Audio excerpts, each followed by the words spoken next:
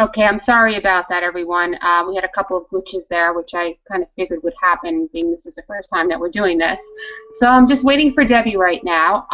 Just give her a minute to get back onto this Hangout. Hopefully this link, I'm going to look for the link and post this now in case we kind of lost some other people who were on it. Let me try to find the link here, and I'm going to just go over now and put this into the group.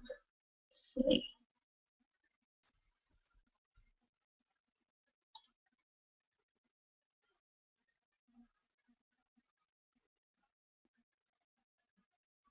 Okay, let me just I'm putting this back in with this link here.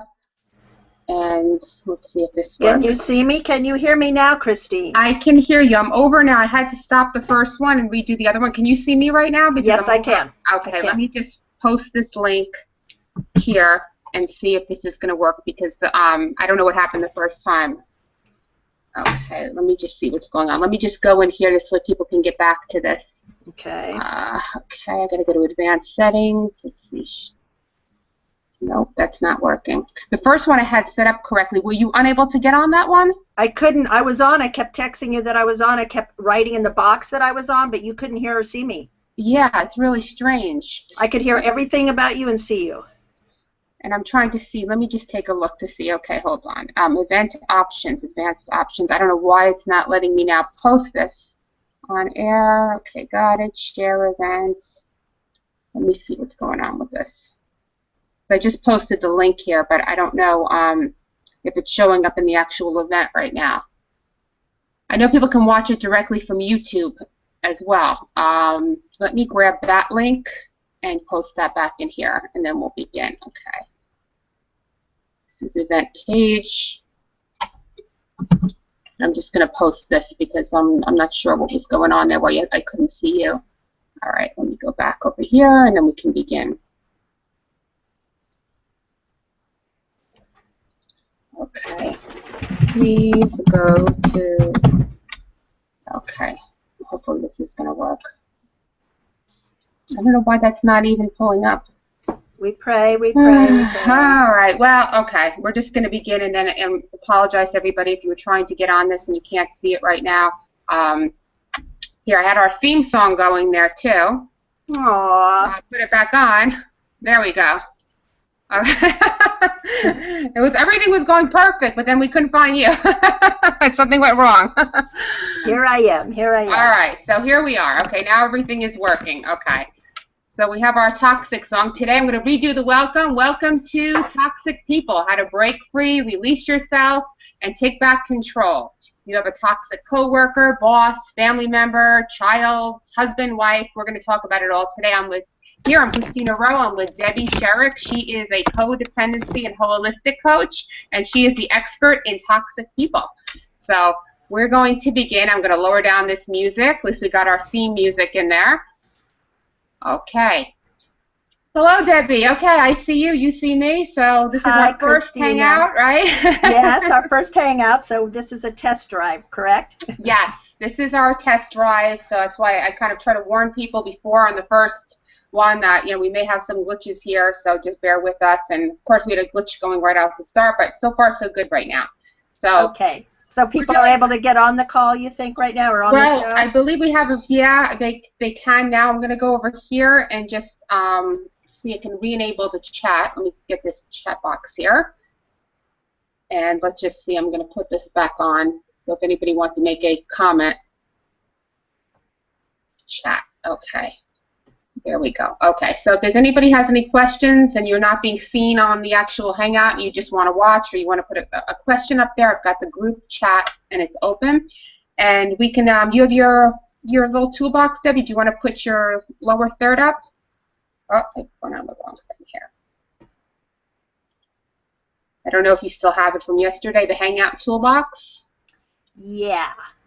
Okay, so you still have to reset your little color on here if you want to put it here and then turn it on.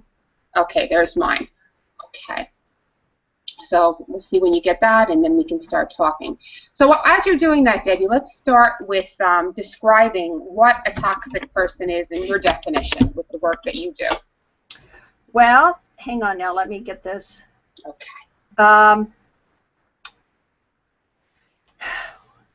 I mean, there's so many definitions of a toxic person. I mean, when we think of people that are toxic, there can be so many, you know, variations of that. There can be people that are overly controlling. There can be people that are just constantly negative and complaining.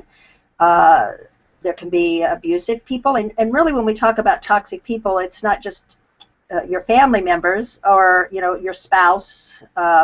They can be toxic. Yeah. It can be your coworkers and boss, you know, or boss. It can be people that, you know, you just can't get away from.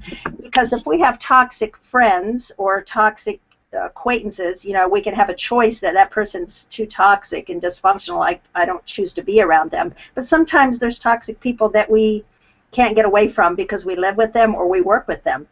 That's the tough one. I mean, because it's easy if you have a friend, well, it's not that easy, but if you do have a friend who's toxic or somebody that you could change jobs or leave or do something, but if you're living with a toxic person right in your house, you know, then that really presents a big challenge. Yes. And I thought that, you know, this would be a good topic for us. You know, we talked about, you know, what we wanted to do first about toxic relationships because this time of year, the holidays, is when sometimes we're around family members that we choose not to be around the rest of the time of the year because they're too toxic. But during the holidays, you know, we might have Christmas and Thanksgiving dinner and tend to be around family a little more than we are the rest of the time of the year. So we thought that you know, talking about how we handle toxic relationships might be a good topic for right now. Right, and there's so many, like you said, this is not just, you know, a relationship as far as, you know, a husband, wife, boyfriend, girlfriend, significant other. I mean, you can go to work and, you know, have a lot of toxic people, you know, in your energy space. You know, you walk in and there's somebody really negative, or your boss is really mean and they're screaming. Or it could be a business partner, or, you know, somebody who's just really driving you crazy. So let's start with the business people who are on the call or having trouble with someone who they're working with. Now, if you can't quit your job, that's not an option. Right. What would you suggest that you do? Well, you know, I do. It's funny you bring that up because I run into that with clients. Talk to clients, right? Well, I mean, they come and they say, look, I'm spending 8 to 10 hours on my job, and my boss is so controlling and critical and negative, and it's all I can do. You know, it's hard when you're trying to be positive and you're trying to, you know, have a positive spiritual attitude and look at the glass half full, and then you go to work and you have a colleague or a boss who's just constantly negative and criticizing and cutting you down. First of all, you know, sometimes I will ask, is it necessary, if it's really that bad, what's the payoff to you staying in that job? Sometimes it's not necessary to stay there if it's that toxic and that harmful to you. It might be worth it to look for another job. But sometimes the benefits, and they've been there for a long time, or a new boss has come in, you know, there's many reasons that they can't get away from that. I think, Christine, one of the biggest things is helping people or teaching people, and again, it's not easy, but teaching people not to take it personal. I think when we're like a sponge to people's behavior, and again, that is part of codependency, is that people act one way and we react. We take it personal. Our moods are gauged during the day of how they're acting. If they're in a bad mood, we're in a bad mood. If they're happy, then we're happy. So I think it's a really good opportunity to not take it personal, not walk on eggshells, to have to people please and make sure that I don't upset my boss, so he becomes upset. So we can get into a lot of codependency behaviors around toxic people. Right, because you tend to do that. You tend to be like, well, this person, maybe if it's your boss is somebody who yells all the time, is very demanding, you may walk into work with a knot in your stomach and, and have to deal with it with this person. And I think what you brought up a good point. If it's possible to get out of that situation, and a lot of times you'll stay because of fear, because you're like, well, I'm not going to find, a better job. Yeah. The economy is not good, or I need this person. And this happens not just with working, for somebody, working with somebody and business partners and stuff. You think, all right, I've been working with this person for so long, and there's just no way I can, there's too much that we have involved together or legally, but you know what? The most freeing thing you can do sometimes is just to end it and let the cards fall where they may. It's. Yes. I just recently learned this lesson within my own life, and I'll tell you, it's been so many more better opportunities have come up because I had to release somebody who was extremely toxic, and I just had to say, I can't be around this person's energy anymore. Right. And it was a hard decision because it was a close friend, and it was, for years and in business. And I just, once I did that, though, new things opened up, and it was scary to do it first, but I'm very grateful that I've done it. Yeah, yeah.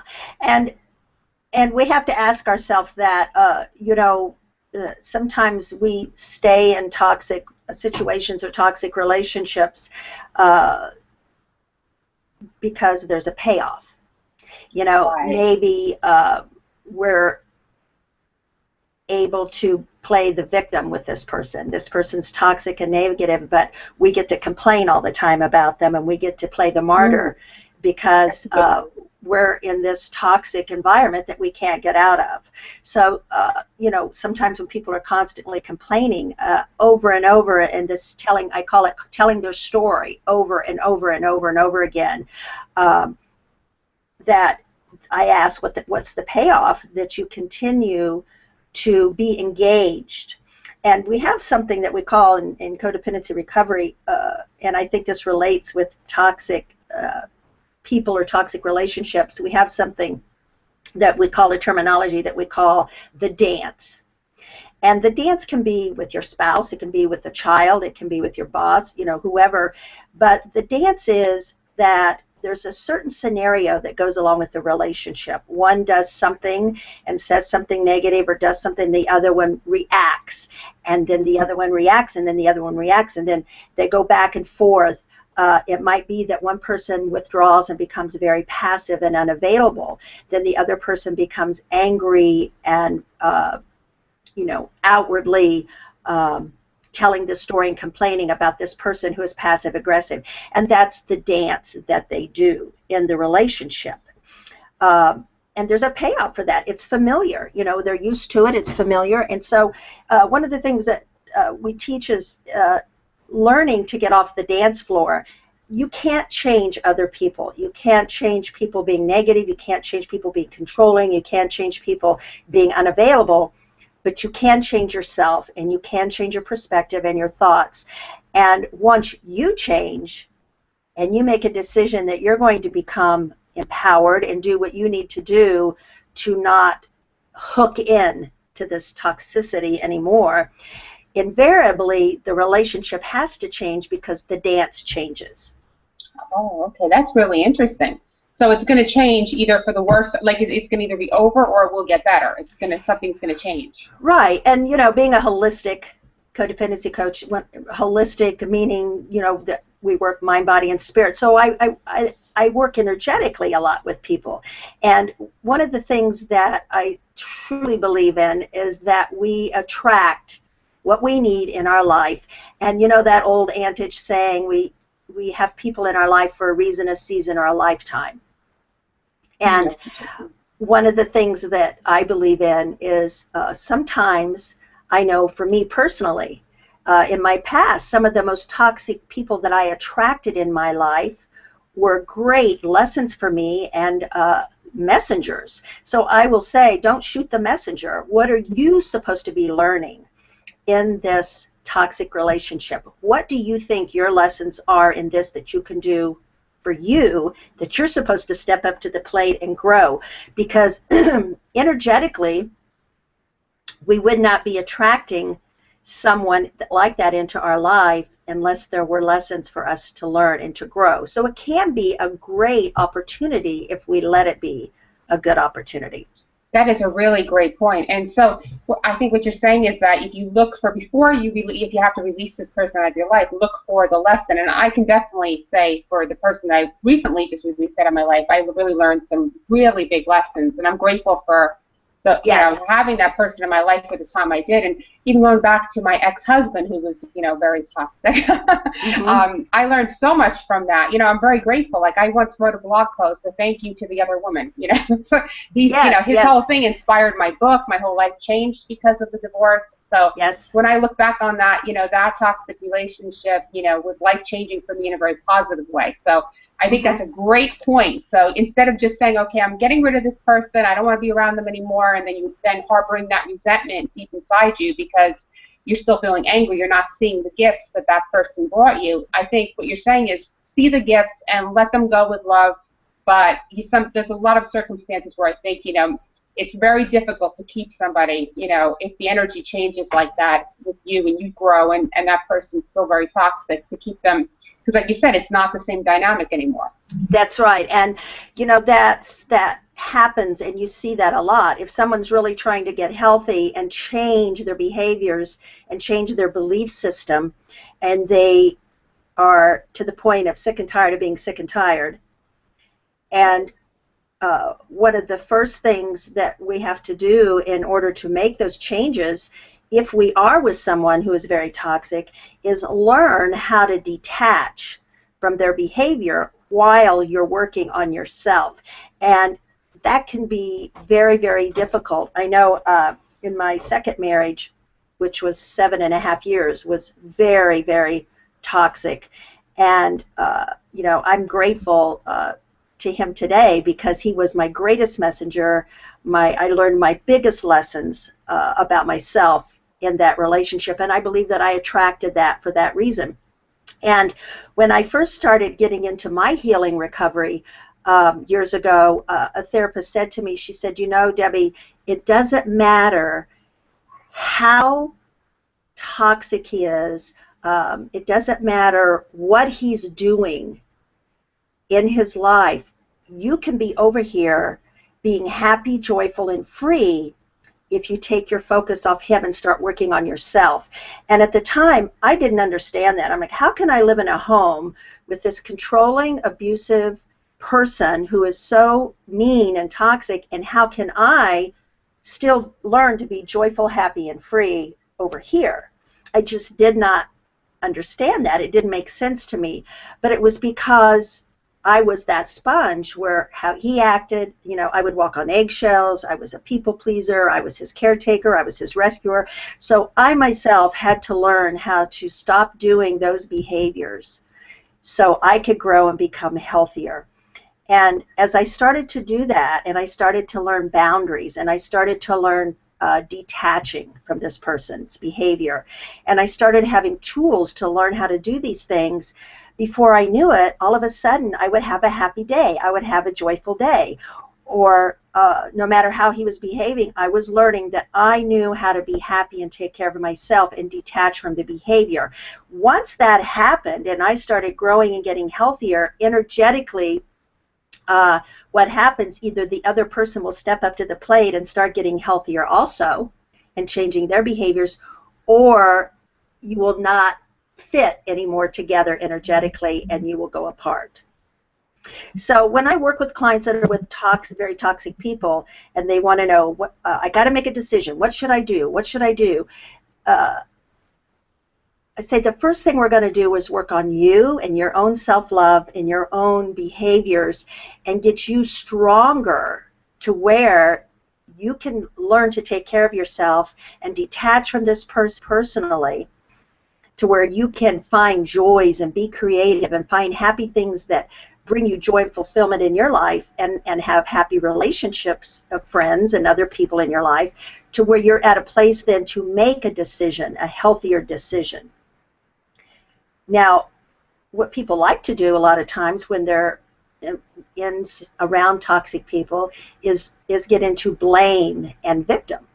Look what this person's doing to me. Look how they're acting. Look how they're making me feel. Look what they said to me today. Look what they did to me yesterday. Like they have no power over that. And in their mind at that time, they don't feel that they do. But that can be also a dance that this toxic person, we're blaming them for how we're feeling. We're blaming them for our unhappiness. We're blaming them for being depressed and feeling trapped, realizing that we are responsible for our own happiness, and no one can make us feel anyway unless we allow it. And those are all things that, you know, come in time that we have to learn and take practice, because the other way is very familiar. That's a really, really good point. And I think it's so important with that advice to try to work on yourself regardless of what's going on around you. And I know that's hard, especially if, you know, say you're married to somebody who's very toxic and you're coming home and the person's putting you down or just making life hell. It's hard not to focus on that. You know, but a lot of women have small children, or men, you know, they're trapped because they feel trapped because it's like financially maybe they can't move out. There's just stuff that's preventing them from separating from that person. Yes. So what you're saying is to really work on yourself first. Yes, absolutely.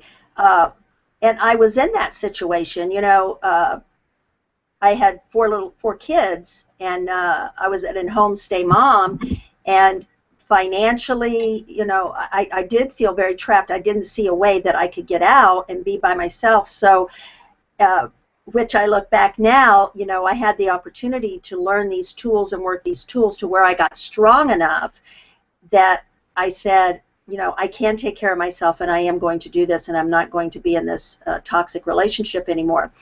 One of the things, Christina, I think we should talk about, though, and bring out with toxic people, because we're talking about all different kinds of toxic relationships, and in saying what I was just saying about learning to how someone's acting and learning to detach from that, you know, we also have levels of things that are unacceptable behavior. When we talk about really verbal abusive and physically abusive situations that are toxic, those are situations where if you're physically being threatened, then you don't stay and learn your lessons.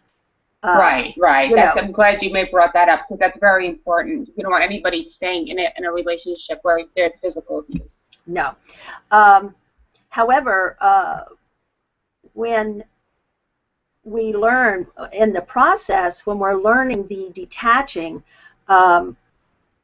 it also is important to, if there is verbal abuse or emotional abuse, it's very important in learning detaching at that time to learn how to set boundaries, which are very foreign to those that come from codependency behavior and are used to codependency behavior, because they're not used to taking care of themselves and knowing how to set a boundary. So, you know, learning how to stand up for themselves and say, no, that's not okay. Learning how to walk away, learning how to, where the line is of detaching and where the line is of saying this cannot continue on, you know, with you speaking or treating me this way. And those are all really difficult things at first for people when they're not used to standing up and having personal boundaries. And I just thought of this. I feel like I need to say this too when we're talking about toxic relationships, is that we teach people how to treat us. And the way that we teach people how to treat us is right from the beginning is what we allow. And everything that we allow in the beginning of a relationship and on through the relationship is a message of teaching people what's okay and what's not okay and how they treat us. So our level, when people say, well, they show no respect to me, they treat me so disrespectfully, it all comes back always to us. And if we truly love and respect ourselves, then others will love and respect us also. So our relationships are the greatest mirrors into our own self. I remember complaining about my ex-husband's verbal and abuse and treatment and all, because I didn't know that I had taught him that it was okay, because I had no boundaries. You know, I was afraid to say no. I was afraid to stand up for myself. But yet, right in the beginning, there would be little, I look back at red flags, and there were little red flags and things that happened that today I would stand up for and say, I'm sorry, but that's not okay with me. Back then, because I was so afraid of rejection and abandonment, and people, I was wanted to be loved so much that I didn't stand up for myself. I didn't have any boundaries because I didn't want this person to leave me or not love me. So I really did teach him how to treat me. I taught him that treating me disrespectfully was okay. So it's all when you in the beginning of the relationship, and that's when maybe you haven't grown to respect yourself enough or love yourself enough. That's when the dynamic changes, because the person who is being toxic is used to you being a certain way and accepting, you know, certain behaviors. And then when you start to grow and you're like, that's no longer acceptable, that's when the toxic person probably feels threatened, like, okay, this person's changing. That's, you know, I can't get away with this type of abuse anymore, and then that kind of rattles everything. Oh yeah, oh yeah. I mean, it's a whole lot easier to teach people how to treat you at the beginning of the relationship. My younger clients that I have, young girls that are dating, I always encourage them to get that book, He's Just Not That Into You. Oh, that's a great book, yes. It's a great book of dating, and, you know, men wrote it, and they're really being honest and truthful with you about how, if a man is really honoring and cherishing and loving you, this is how he'll treat you. Because if women don't have enough, or people, we don't want to just say women, have enough self-love, they don't really know what that looks like to be really loved and cherished and treated in an honoring way. So they really don't know that it's not okay until it starts hurting and feeling bad. So it's always easier to, you know, start out looking for the red flags and teaching people how to treat you in the beginning of a relationship. Then once you've been in the relationship 10, 15, 20 years, and you're all of a sudden trying to turn things around, you know, and teach people, but it can be done. And I see it happen all the time, and I see the relationship getting so much stronger and happier because the person has their own self-love and self-respect, and the other person who was maybe toxic is starting to treat them better. However, I always warn people, when you start setting boundaries and you start saying no, which no is a complete sentence, and that we teach, you know, don't get into debating and defending yourself, just, you know, and when people are beginning to start boundaries, you really got to be supportive to them, because it's scary to them of what the other person's reaction will be. We say, you know, you can't take care of your own feelings and someone else's at the same time. It just doesn't work. So when you're taking care of yourself and starting to have some self-respect and self-love and starting to set boundaries, a lot of times you'll get backlash from the other person. Right, because there's change. There's change. You're changing the dynamic of the relationship, and they don't like it. They're losing control. Maybe they're not able to manipulate you anymore. And they see the other person going about their life and learning how to be happy, joyous, and free without them, and it gets scary to them. So I say you can expect some backlash, you know, but you got to stick with it because you'll feel better about it. I like what you said about, you know, with the whole bringing up dating, you know, and it's hard for single women, you know, when you're out there trying to find someone and you're dating. And I think the key with that is exactly what you said, like the red flags when they come up, you know, don't make excuses for them, because that gets us into so much trouble. You know, when we're younger, we do that a lot. We're like, all right, well, you know, I'll change him, or, you know, that was a one-time thing. But those little red flags, if you look back on a relationship, or you always be like, see, that was there. There was a little white lie, or there was something there in the beginning. Oh, so, definitely. Absolutely. I can look back at some of my toxic relationships and totally see red flags, you know, of things that I didn't see then. Right, you see them later, but then they help you and like future relationships. Like, Yes. when I go out with somebody, like, and it sounds like I'm really picky, but if something comes up, you know, that it could be a stupid, like, kind of a stretching of the truth or anything, that I'm out of there. Or if they say they're going to call and they don't, or whatever, and then they call an hour later, they're irresponsible, I'm out of there. You know, I don't go for second chances anymore because I'm in my 40s. I'm not doing that anymore. I respect myself enough to say, you know, that's it. I'm treated this way, and I'm happy with myself. So if you don't like it, tough. Yeah. Yeah. And that brings up another good point is in a toxic relationship is that some people will make excuses and rescue the other person for acting toxic. You know, that way they can avoid and they don't have to confront the situation because they don't like confrontation. So avoidance is another sign in a relationship that there might be some toxic treatment or behavior going on, but the other person is avoiding, and because they don't want the confrontation, and they will make excuses for the other person. Oh, he's working hard, or she's under a lot of stress, or she's doing this. And granted, we all get into moods and bad moods and you know, have our days, but we're not talking about that today. We're talking about continually having toxic, you know, being in a toxic relationship. These are coming up over and over again. Yes, yes. One thing that I see a lot of that's toxic is people being addicted in their relationships to drama. A lot of drama and crisis. And, you know, in my studies and learning about recovery with codependency and in dysfunctional relationships, I learned and saw that there is a lot of research about drama and crisis being physically addictive.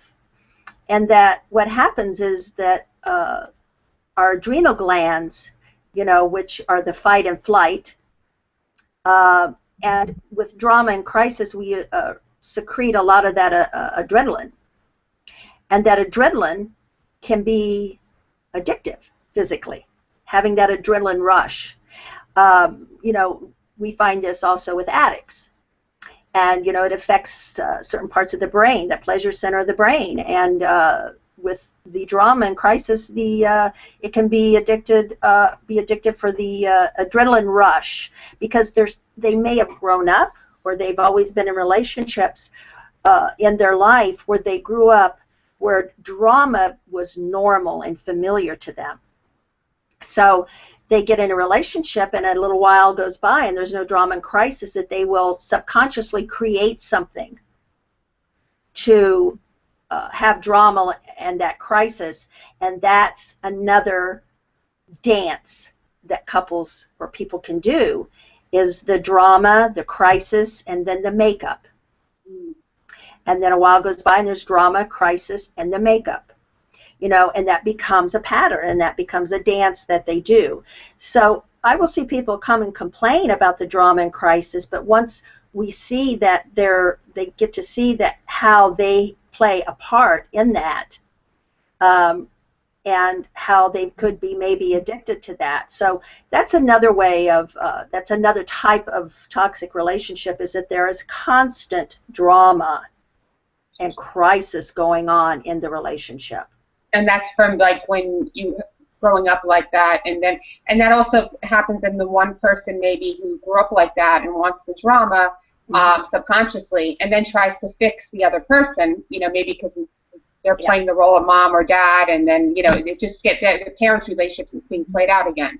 Yeah, and I'll use myself as an example. I mean, I'm always very open and vulnerable about why I do what I do and where I came from, because I was the queen of codependency and the queen of, you know, I grew up in a very drama, you know, alcoholic, physically abusive home, and when that time would come, and there was such a pattern, you know, of every 4 to 5 weeks.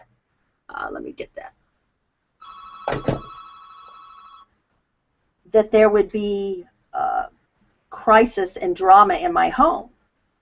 So when that happens, when you grow up in a home where there was, you know, lows and highs, and then very low lows, and crisis going on. You grow up learning to, you wait for the other shoe to drop all the time.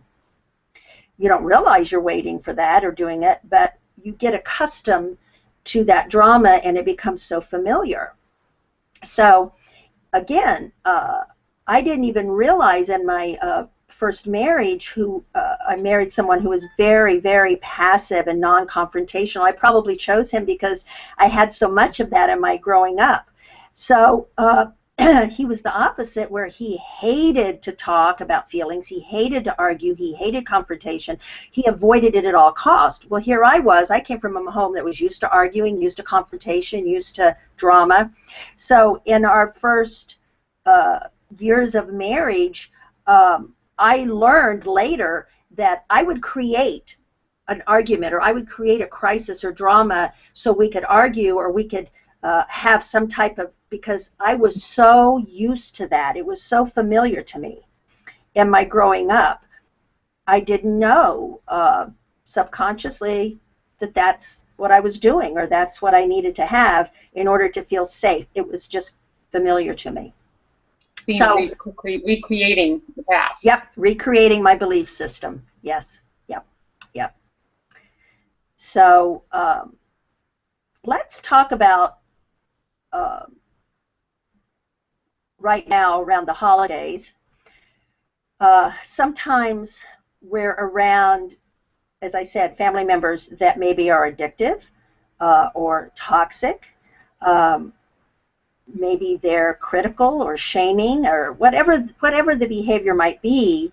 And what's some of the ways that we can handle? I think it's important to talk today a little bit about how do we handle being around these toxic people.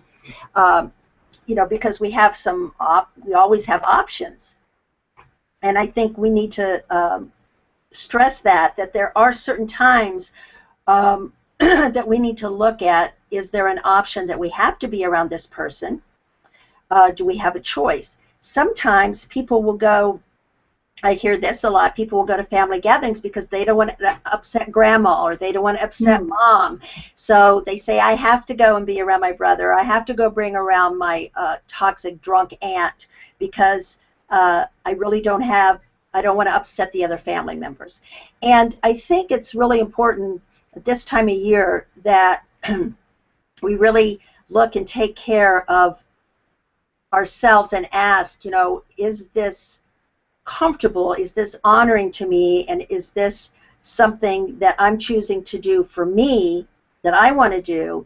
Or am I doing this because I'm trying to people please other members of my family because I'm afraid of their reaction, or I'm afraid that they'll get mad at me and they'll get angry? And if that's the case, that we're people pleasing other people and we're choosing to be around toxic people because we don't want to upset people, then that comes back to be our problem. Then we need to look at that. That's a hard, really, really difficult one. And because when you have, and like especially it's really difficult for the person who's in the middle of it. And I can use a personal example of that with my ex-husband.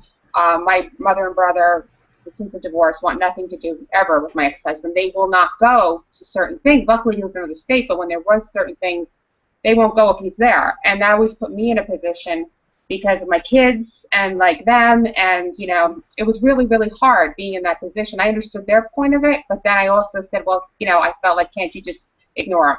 You know, so what do you suggest somebody do? Because like you're in that situation, and then so your children feel bad, and everybody feels bad, and you know, and I see this in a lot of families. You know, cousins hate each other, so then who do you invite? You can't invite this cousin, or you know, one ex's family's on one side of the room and they're on the other, and the adult children are there, and the grandkids feel the tension.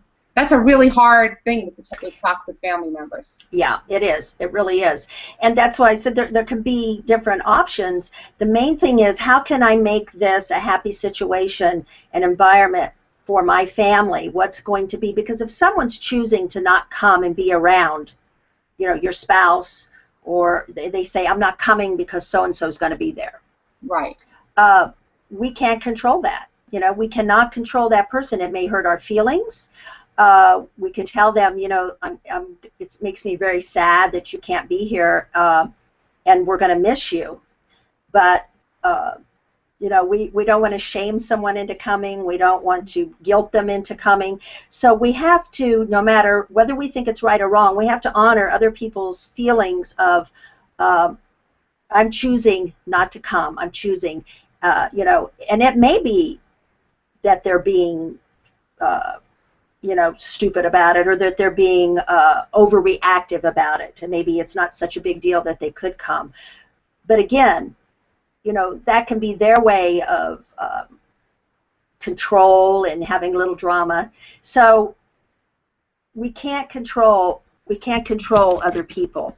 Hang on, Christine. Sure. Would you talk a minute? I need to go get the plug-in. I didn't bring the plug-in. Sure, go ahead. Now, I think you definitely brought up some great points, Debbie, because it's really hard, especially this time of year with the holidays, that we're having to see people maybe we haven't seen, you know, all year long, and now Christmas and, you know, all the holidays, Thanksgiving and Hanukkah and all the holidays are here, and there's parties, and these people we may not like will be there, but yet we may want to see other family members. So I think it's a personal decision. I think what Debbie just said was really important about respecting other people's boundaries. And I think that was a great point, what you said, Debbie. We really have to respect somebody's choice who may say, you know, they're doing it for their own sanity. You know, we can't judge why they may not like a specific person. That person could be toxic to them, so we can't judge them and say, well, we can't have them, we're going to try to force people who don't like each other to be together just because it's the holidays. So no, I agree with that 100%. I think we may have just lost Debbie. I don't see her on here. She'll probably just pop in a second. And when we get back, after we talk about when she comes back on about the holidays, I also want to bring up, toxic, believe it or not, children and parents, which that's really, really, really hard.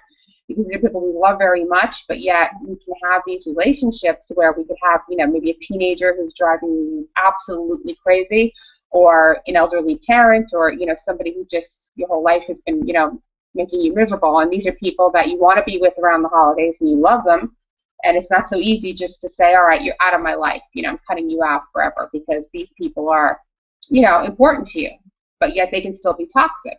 So I want to get Debbie's opinion on that. I'm just going to go over here now. I think we lost her off the call. Let me re-invite her. Let me see the right thing to put over here. This is okay. Just bear with me for 1 second. Let me see if there's any questions. Okay. Oops. Okay. Now, let me see here if we can get her back on. Sorry, everyone. It was going so well. Let's see. I'm going to see on. See if I can turn this on. No, I can't turn that on. All right, we'll find you, Debbie. Let's see. Here we go. I think once we get the hang of this, these will go much smoother. Okay. Oh, there she is. I'm sorry. Oh, got you. Okay, no problem. I just re-invited you just in case. No. Thank you guys for giving us grace today, our first show, because yes. I didn't even realize that I didn't have my my laptop plugged in. So my bad. I had to hurry and go get the plug-in. But anyway, were you continuing to talk? We were talking. Yeah. What I was bringing up was, now with the holidays and with everything going on, and what I was saying is, what about like people that we really dearly love in our life, like children and parents that can drive us crazy, that can be toxic, but these are people that there's no way we're ever going to, eliminate them out of our lives. We love these people, but what do we do, to take back some control and reduce stress, especially around the holidays now? So you're talking about people that are like toxic, but you love them and you want to be around them? Like your children, for example. I mean, like, I'm sure there's so many people, right, you have teenagers that drive you crazy, or maybe you have, unfortunately, an addicted child, or, and you could have a parent who's very critical. I was watching one of the Real Housewives shows, I think it was the Atlanta Housewives show, and the mother of one of the women on there, she like hates all of her boyfriends and was saying terrible things about her fiance, was criticizing the woman's ring besides her. And I'm thinking, God, that's really toxic. But this is the woman's mother, so it's a perfect example. She can't just say, okay, to her elderly mother, you know, you're toxic, get out, you know, I don't want anything to do with you. So what do people do, you know, when you have these children and parents and you just can't say goodbye, but yet it's really hard to live with them? It's tough. Yeah, it's tough. It's a toughie. And again, I think that's where us being secure in boundaries with them and speaking, maybe an example might be that you speak to them first. If it's someone who's causing drama at family gatherings or being very critical, that you might speak to them alone first and say, you know, this is how I feel, and always addressing their behavior, not them as a person. You know, when this is done, this is how I feel, and in my home, I'm choosing, I really don't want that kind of behavior. So please, when Christmas comes up and we're having dinner, please don't be criticizing Lisa over here and tearing her down like you usually do. I would like to not have that in my home. You know, when you have a lot of kids, you usually have drama, and I have I have 4 adult children, and they have their significant others, and you know, there's a mix of all kinds of things going on in the relationships, as all relationships do. And sometimes when my 4 will get together, there's some competitiveness going on and some things said, or so before Thanksgiving, I individually, each one of them, I said, there's not going to be any arguing or any drama during Thanksgiving, or you're going to have to leave. I just told them individually. So would you have done it though? Would you have actually told one of them to leave? If the drama, if it would have gotten heightened, you know, into really getting nasty, then I would have tried to step in and stop it. But if one would have gotten really ugly and nasty, then I really think that I would have, which I don't think that it would have got, but they can tend to get together and have drama, you know. So we can, beforehand, you know, we can tell people, you know, look, it's not okay, and, you know, that you're going to be acting this way. I would prefer you not to act this way, you know, when you come to my home. It's not okay with me, and it makes me uncomfortable. So I love you being there, and I want to be with you, but please don't be attacking Johnny or Lisa today or next week when we have our dinner together.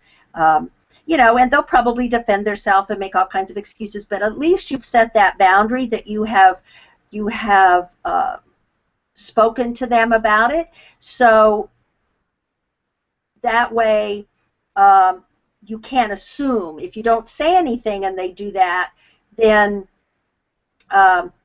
you know, you can't really assume them to act in a healthy way if you haven't spoken to them about it. Now, you know, another thing that we can do is, when there are people that act a certain way, you know, family members that we're around, is that we can choose to just disengage and walk away.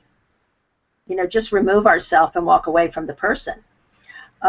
Choose to not be around them that much time of the day, and not take it personal, whatever they're doing. You know, there's so many different levels of, when you get a huge group of family members. We had about almost 30 people at our house for Thanksgiving. You know, we had friends and family members and my siblings and their kids. And when you get a large group of family members together, all your family issues come out. You know, all your stuff is going to come out. Especially if people are drinking. Yes, yes, exactly. That's right. Once people have had a couple glasses of wine or beer, then you're going to have, things are going to come out. But we're so much better than we used to be, because so many of us have gotten in recovery and gotten therapy and gotten help.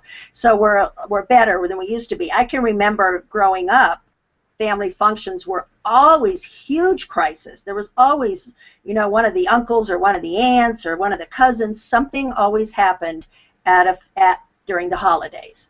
At a gathering or a birthday party. It didn't have to be the holidays or a birthday party or something. There would just always be something. So I think detaching and not taking things personal and walking away. And there's, again, you have to decide your boundary lines of what's acceptable and what's not.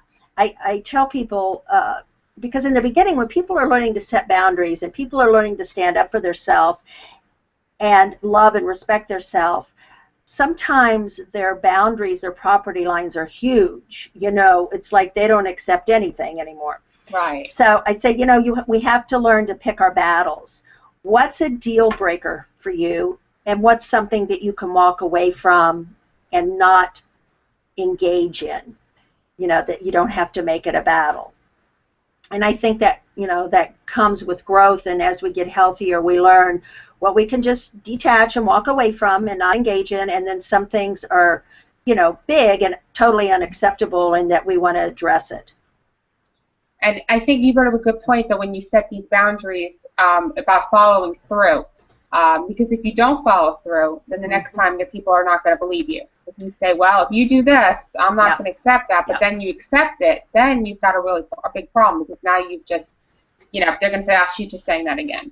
Yeah, that's a great point, because when I have someone who's starting to work with boundaries and we're writing them out, you know, let's set this boundary. I always have them write, okay, what's the worst scenario that can happen if you set this boundary? Because just stating it and not following through with it gives you no credibility. And, you know, that's something I had to learn and practice. You know, I would threaten and say my boundaries, you know, with my ex-husband, and say, if you do this one more time, I'm going to do this. This is not acceptable to me, and I'm not going to be treated that way. And then I would say it again, and, you know, and it was like that boundary meant nothing, because following through with action is the hard part. Right, that's the difficult part. Yeah, and we have to realize, too, in dealing with people that are toxic, to believe what people show you, not just what they say. Because people can say anything and promise anything, you know, with manipulation and just to stop the battle or arguing. They'll tell you or promise you anything. So it's always important to believe what people are showing you. Their actions are who they are. And the same with us, you know, when we're setting a boundary, we have to be able to follow through with what we're saying, or we lose the credibility of what we told them. I love that, what you say about, you know, seeing people for who they are. I think there's a quote, I don't know if Oprah said it, or it was something about, you know, when people show you who they are the first time, believe them. And that always stuck with me, because it's so true. Like, you can see somebody and you see who they are, and then you're like, oh, well, you make those little excuses for them, and then before you know it, you're in a toxic, you know, situation with this person.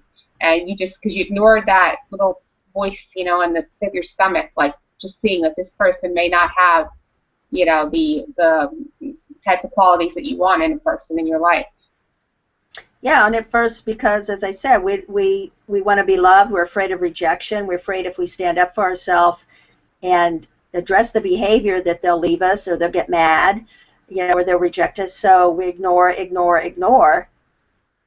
And but people, they do show you, and there are signs. You know, sometimes we don't want to look at them, but there are. Yeah, that's so true. Because one of the things too is when you don't want to look at it, you like turn a blind eye, and that's recently what I did for a very long time with the person that I released out of my life. Is I would always just like and I look back now, I'm like, what the heck? What was I doing? Like this behavior would go on literally in front of me, and I would just like act like it kind of wasn't happening. Yeah. And then when I finally like woke up, I was like, my gosh, you know, what the heck was wrong with me? Why was I not paying attention to this person's behavior that other people around me were? Now I know they were all seeing it the whole time, and I wasn't seeing it. I just wanted to, you know, believe that this person was going to change, that they were going to be different, you know, that they had a life circumstances that were making them this way, and it wasn't their fault, you know, and that they were going to get better. And it's really kind of scary that we can do that as people, that we can turn that blind eye to really bad behavior. Well, I think we're all guilty of that. It's like the easier, softer way that problems are denied in hopes that they'll go away or they'll get better. And again, you know, we can't make someone be healthy. We can't make someone see the light. We can't get people to get it.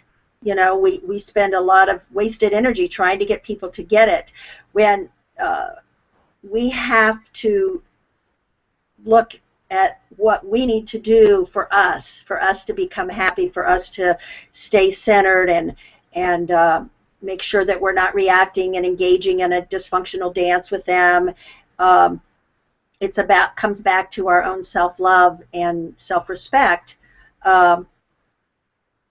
and hoping and praying that, you know, maybe that person will get help and will make changes. But if not, if they choose not to, then we can go about our way in what we need to do for us, in taking care of us and working on our issues, you know, what our lessons are in the relationship, and what our part is in the relationship, and learn to make ourselves healthy. And when we get to that place is when we can make a decision of whether we want to stay in the relationship or not, or whether it's best for us. Or some people, they just have gotten so happy in their life and involved in other things that they're able to stay detached from that person or that partner. Right, and they can be able to, and I think, I think you have 4 kids, I have 4 kids, and I kind of think, too, people who have children are a little motherly, and we have, we kind of want to look at the best in people, we want to take care of people, we just have that way about us, because, especially with a lot of children. I think and I think there's probably a lot of people watching this who are the same way. We don't want to see the bad in people, we want to look for the good, but unfortunately, it could be staring us in the face, and it could be a huge red flag and warning sign to, go the other way, and it could save you a lot of heartache. Yeah, I think, I wrote you an email last night in response to your email.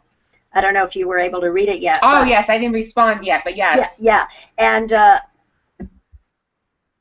I said that, one of the hardest things to do is when you have children, and when you have adult children, and when they're acting out in a way that with their lessons that they're learning in relationships, or their behavior is toxic or dysfunctional, and they're learning in life how to make their decisions and learning their lessons. It's very hard as mothers to not want to show them the way, not to rescue them, to tell them what they're doing wrong, to get involved in their business, Right. And I think that's one of the hardest things, is setting boundaries and letting go with love of your adult children. And that's really hard. Very hard, and me as a codependency coach, I see things in my kids, I'm not the one at all. I'm their mom, so I'm not the one for them to come to for that kind of relationship. I'm their mom, and there's too much of an emotional connection there. So I have found, the best thing is to direct them to someone else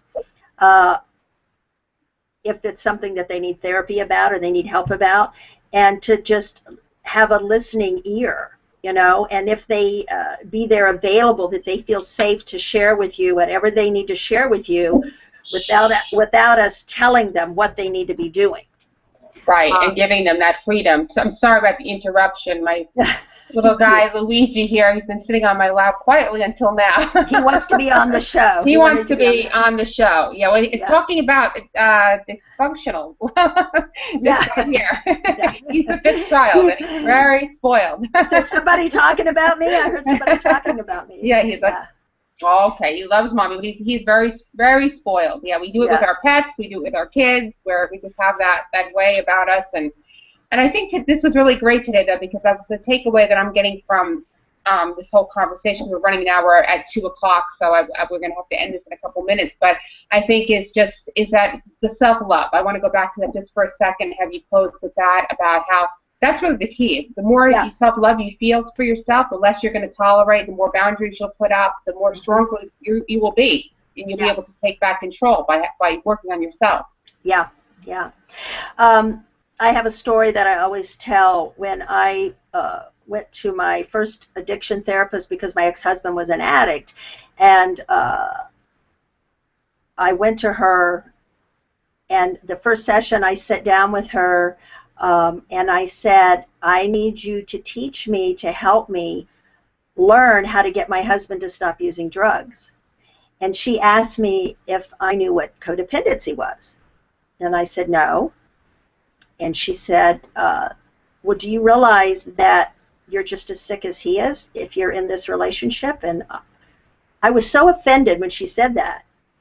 I said, what do you mean I'm as sick as he is? I'm the one that's responsible. I take care of the home. I take care of the kids. I'm this, I'm that. I'm in church every week. I was the hero of the relationship, but I was acting out all of my codependency. And thus then began my journey of realizing that I would not have been with someone that dysfunctional and toxic if I had a higher opinion and self-esteem, self-love of myself.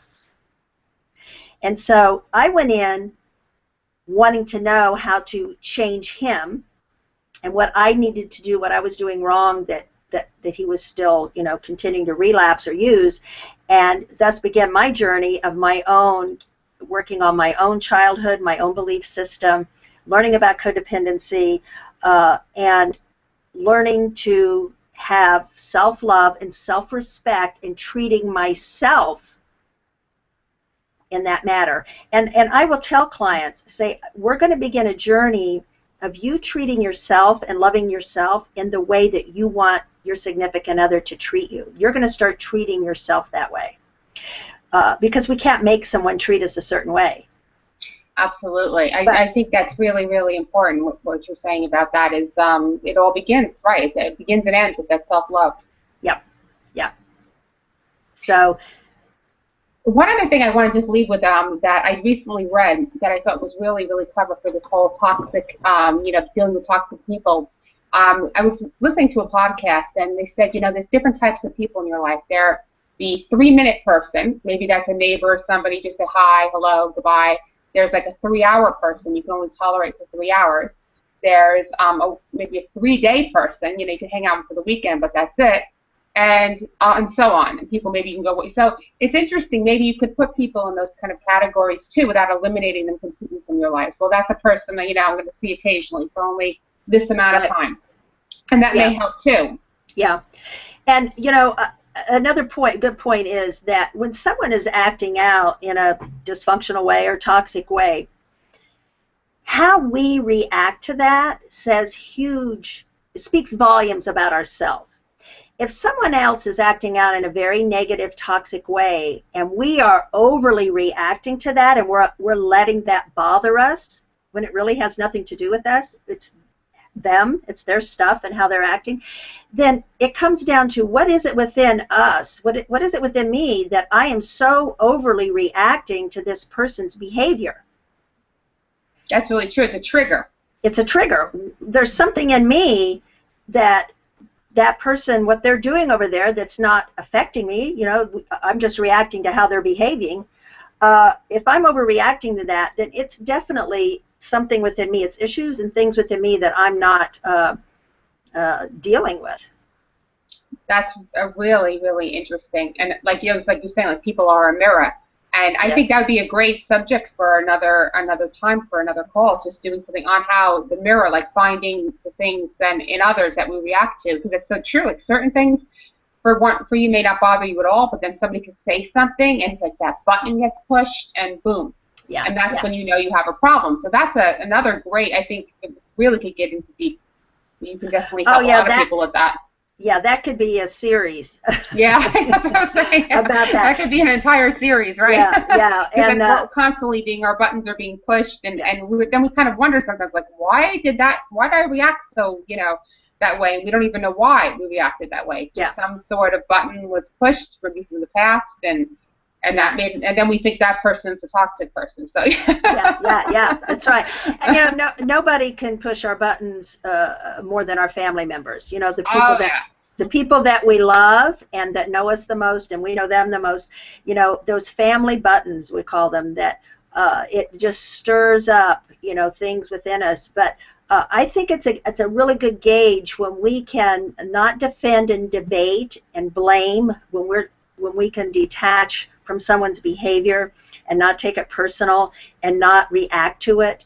It shows that we've had growth, that this is their stuff. We're letting them own it. We're not going to own it, and I'm going to walk away and detach from this and ask myself, what do I need to do right now to take care of myself in this situation.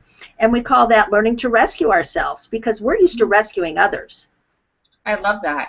And on that note, I wanted to, I know we don't have it set up yet, but Debbie has a great free gift, which is signs, the 10 signs that you're in a toxic relationship. So can we give out your email address? Would that be possible? And then we could send them the PDF?